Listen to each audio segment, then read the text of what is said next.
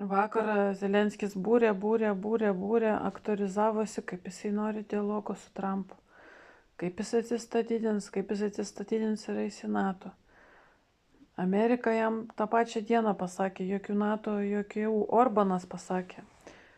Orbano kalbą žiūrėjau. Pasakė, Vengrijos bus veto Ukrainai į EU ir nebus jokių Ukrainų EU. Nes ten, kad būtų kažkokia šalis EU, turi sutikti visos šalis. Vengrai pasakė, mes nesutinkam.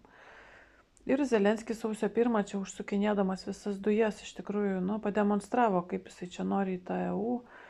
Aš tau užsuku dujas, bet tu turi mane priimti jau. Arba vakar. Aš noriu 20 Patriot raketų iš Amerikos, duokit man.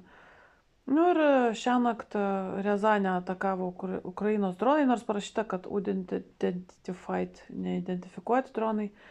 Vėl tas pats braižas, vėl naftos zavodą, refinerį, oil refinerį, žmonės klykia, žmonės bėga, labai baisiai dega iš tikrųjų nafta ten ar benzinas. Žiauriai dega. Tuoj pas mus ateis, reikia pasižiūrėti, kiek čia kilometrų.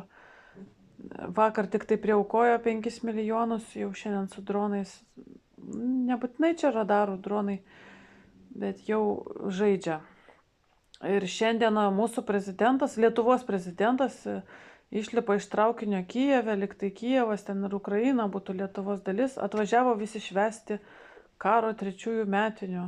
Iš kitos pusės jis elgėsi labai neatsakingai, nes rusai dabar užpykę už naftos tą bombardavimą gali pribombarduoti ir Kijevą. Tai mūsų visa vyriausybė, ten vieno tik tai ministro trūko, važiavo į Kijevą, kai rusai bombardavo Kijevą, dabar irgi išvažiavo, kai rusai gali bombarduoti Kijevą, Trumpas apie tai jau pasisakė. Sako, rusai 20% teritorijos nušlavė, gali nušluoti visą, jeigu tik tai nori. Sako, aš tik tai nežinau, kodėl jie tai nedaro. Ir Trumpas pasakė, kad jis nenorėtų šitų scenarijaus ir dėl to nori viską sustabdyti. Bet jeigu ukrainiečiai toliau šitas naftos bazės degins, tai rusai toliau atgal atakos. Jeigu šiąnakt nuatakos, tai ukrainiečiai vėl rėks, kaip mūsų rusai puola. Liktai jie naftos bazių neužatakavo.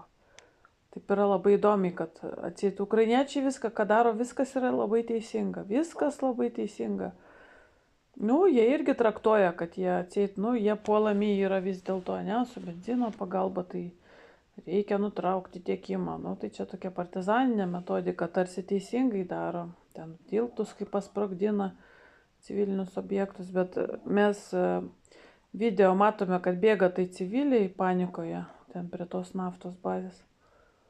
Civiliai nukentėjo. Naftos bazė juk nėra karinės objektas. Tai jeigu tu nori teisingo karo, tu atakuok karinius objektus. Kodėl ukrainiečiai visą laiką civilinius objektus atakuoja?